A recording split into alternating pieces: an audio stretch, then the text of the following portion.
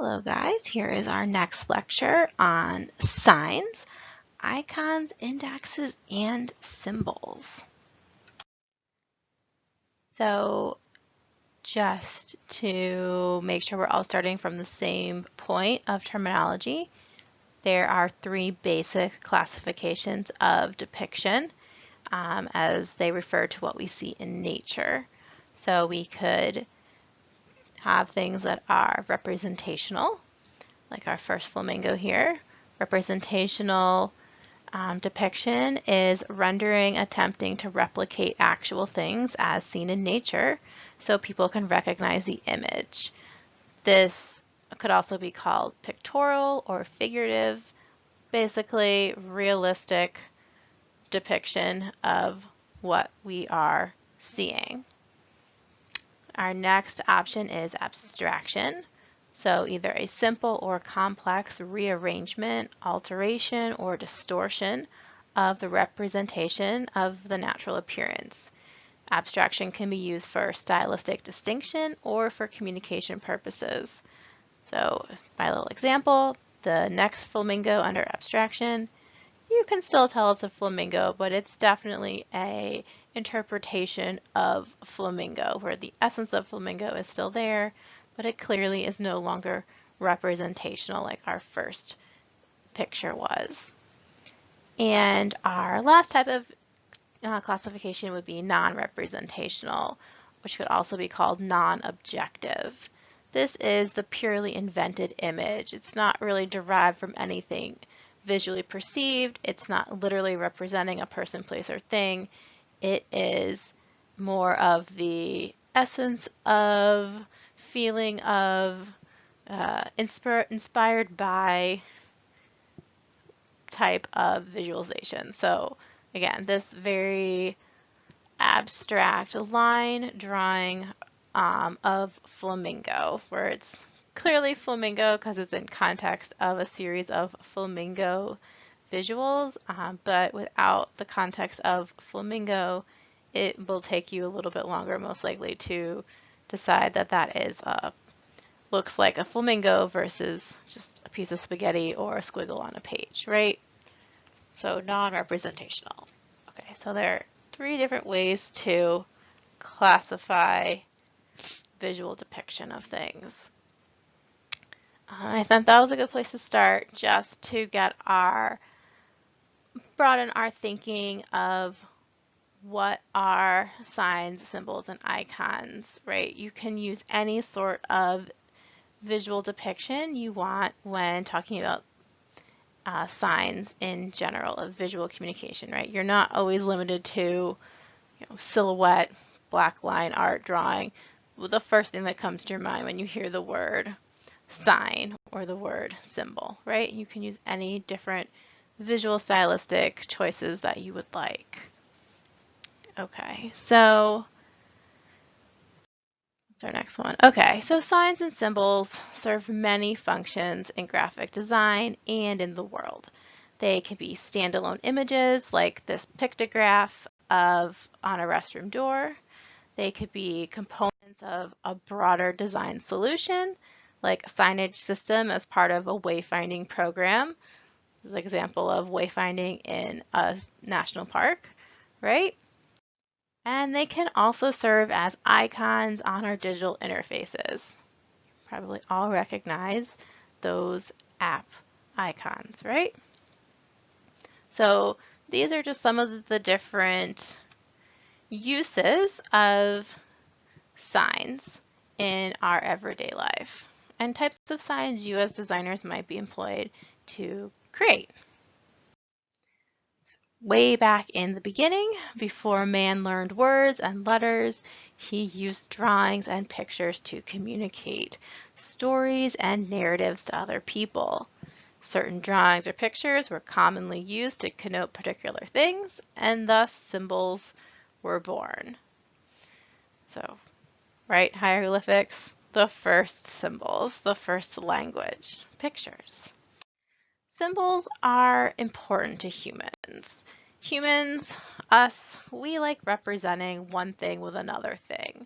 the whole idea that storytelling can be used as a way to make a point or give a life lesson is an act of symbolism, right? I have convinced my young children that alligators live in the sewers so that they stay away from sewer grates so they don't get eaten, right? So symbolism, storytelling, narrative, it all relates. We're all talking about the same idea.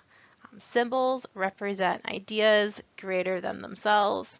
They are things that people of similar beliefs can congregate around, right? You can't hold the idea of America up in the air and wave it around, but you can do that with a flag. So symbols are very important to us as humans, and many symbols are universally understood, like the stop sign or the check mark, and anybody who sees these symbols can quickly make the leap from symbol to meaning. In fact, all symbols require interpretation and are learned. People only know that that red symbol means stop because they've seen it over and over and over and over again from, very, very young child when they first started recognizing shapes. Same thing with the green check. The redundancy of seeing green check and being told green check is good is why we can all make that visual leap from seeing symbol to interpreting symbol. But without that context, you wouldn't. Okay, now we're going to talk about symbols versus signs. So the term signs and symbols and icons are often tossed around interchangeably, and I'm definitely guilty of that, although now I will try to make a concerted effort to use the correct term, because there is technically a difference between the three terms. So first we're going to talk about symbols versus signs. I think symbol is the word that we all throw around the most frequently, and symbol is not necessarily what we're always talking about. A symbol is an image that represents something else. Its meaning is learned. So like the picture of the dove is a very common symbol for peace. The picture of the floppy disk is for saving your documents on the computer, right? So those are very common symbols that we're all probably familiar with, but by just looking at them, you wouldn't know what they are meant to tell you. Their association, their meaning is learned. A sign, on the other hand, is a visual mark that denotes another thing. So a sign can be representational, like a pictogram, dodo bird picture. It can be abstract, or it can be non-representational. So a sign is not limited to a stylistic aesthetic. Thus the very first slide of our presentation. And a sign is a very broad category, speaking to just a visual mark that denotes another thing. A sign is a visual language used to communicate something to people. So that's the same definition we had last lecture when we were talking about logos. Okay, a sign is your big bucket term of a visual language used to communicate something. Okay, and you saw this slide also last lecture, so maybe you'll remember what it was. So a sign can be many things. They could be words, numbers, sounds, photographs, paintings, road signs, and many more things. But they can also be categorized into one of three types of signs. So those would be icon, index, and symbol. So a symbol is a type of sign. Now we're going to go through these three types of signs in a little more detail to understand the actual definition of each of these categories so we can start to use the correct terminology. Icons. So first you have to clear your head of what you know about icons for the moment. The icons we use in our digital interfaces are definitely all signs, but they might not specifically be icons. So it's very tricky. An icon is meant as a direct imitation of the object or concept. So with icons, there is a real connection between the signifier and the signified. Icons are going to bear the physical resemblance to what's being represented. So a photograph of a tree can definitely be an icon for a tree. So I think that really changes how you would normally perceive icon. When you think icon, like in the digital world, is not necessarily what we mean when we say icon, and we're talking about icons as part of the language of sign. Okay, so like this photograph of a tree is actually an icon for tree. So again, there's a real connection between the signifier and the signified. When user interfaces were first being created, when the computer interface was first being developed, a lot of the signs were elemental imitations of the real object, like your sign for documents, folders, printers. Those are all visual representations of the physical things that exist in like real life, like real file folders, real printer, real piece of paper document. So this is probably why we refer to all signs within user interfaces as icons. But as these original signifiers were used, they were used icons and what they resembled. This is probably why we do refer to all signs in user interfaces as icons. But nowadays, all things that we term icons in the digital world are not necessarily icons. So on the slide, right, we have a photograph of a tree icon. We have other different visual and stylistic interpretations of rendering of tree. These would all be icons for tree. Since no matter whether you're doing a photorealistic icon, a line drawing, a silhouette, a pictogram, all of these different visuals of tree, you can still, as a viewer, definitely identify it looks like a tree. We are talking about tree. Okay. Next. So here's just another slide on icon, that there is a direct imitation of the object or concept. So here is my little screenshot of original Apple computer user interface, right? So your save icon literally looked like the floppy disk that you would save things to. The trash can looks like an actual trash can you could have in your office. We are using icons. We are using direct interpretation of the thing that we are talking about. Okay, so now we're going to talk about indexes. An index describes the connection between the signifier and the signified. So with an index, the signifier can't exist without the presence of the signified. So a really obvious example would be smoke is an index of fire. A footprint is an index of a foot. In each case, the presence of the former implies that the latter exists, right? If you see a footprint in the ground, there had to have been a foot that made the print. So that's the kind of connection that we're talking about here. So the index resembles something that implies the object or concept. So it's important when we are developing signs when we're using indexes to make sure that whoever is viewing the sign understands the correlation between the two. Right, you can't have a mustache without a man. You can't have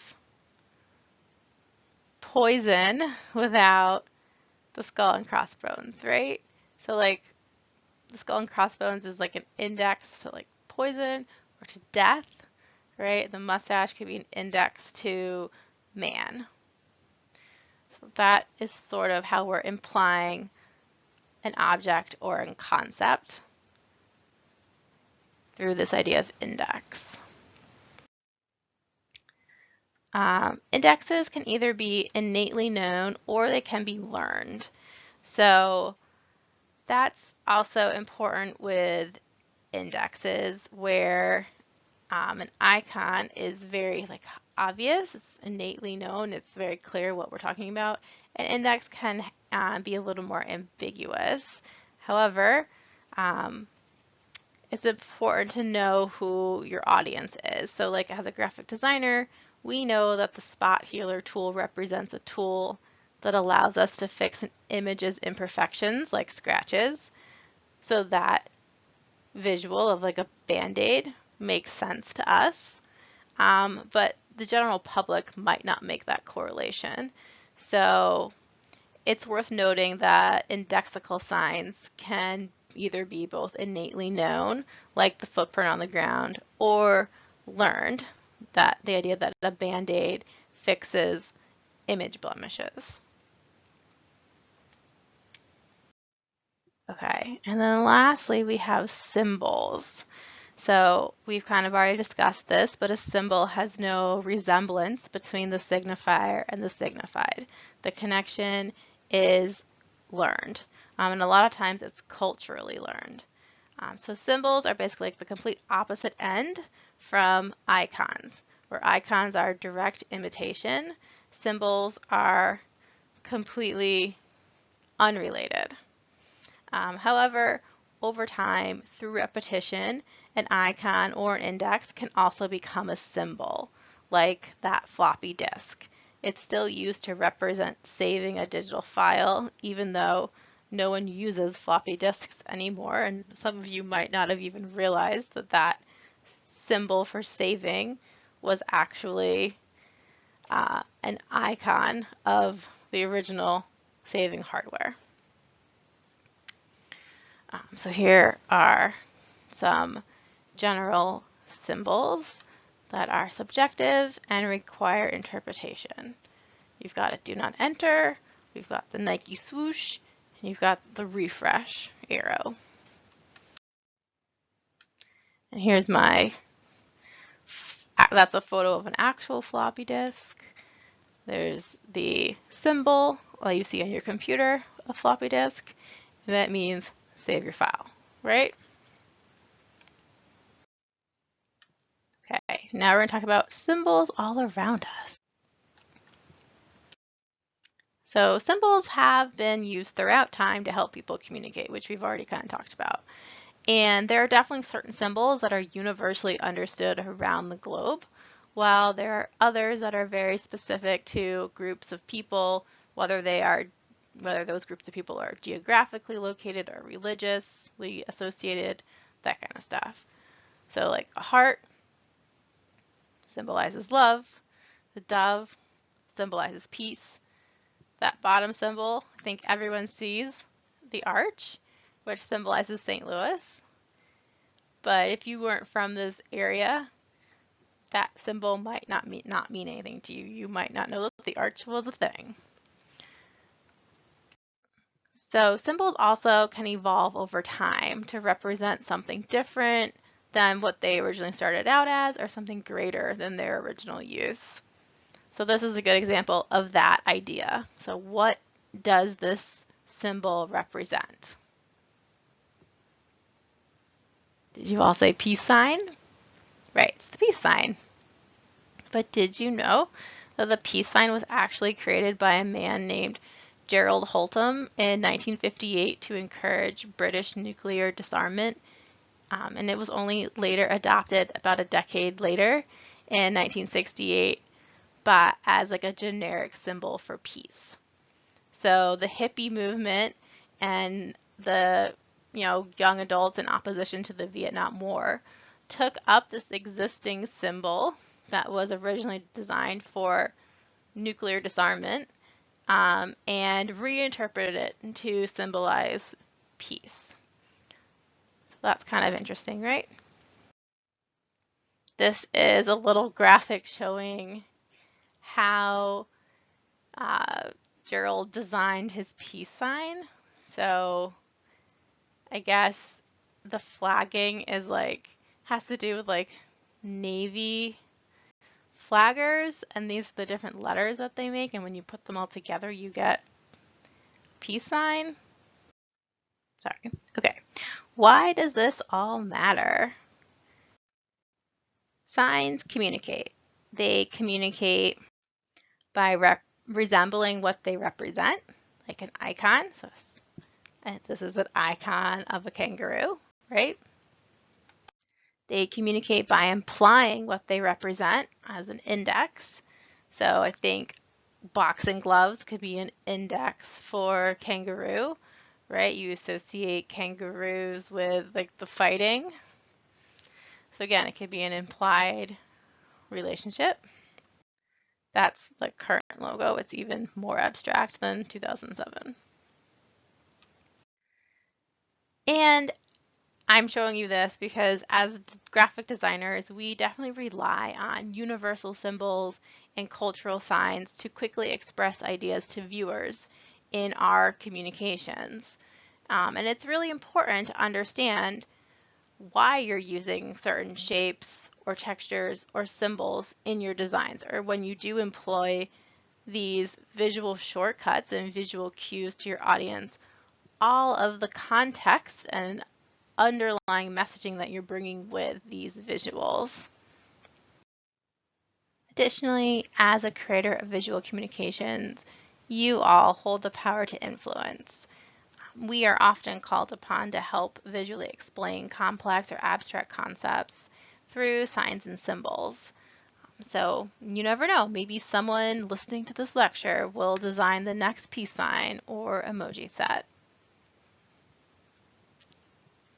Okay, that's all I have for this lecture. Hopefully that helped contextualize logos in the broader context of signs, and also helped you guys expand your perception of what a logo could be and how to pull in these different visual cues when developing your logos. Okay, thanks so much.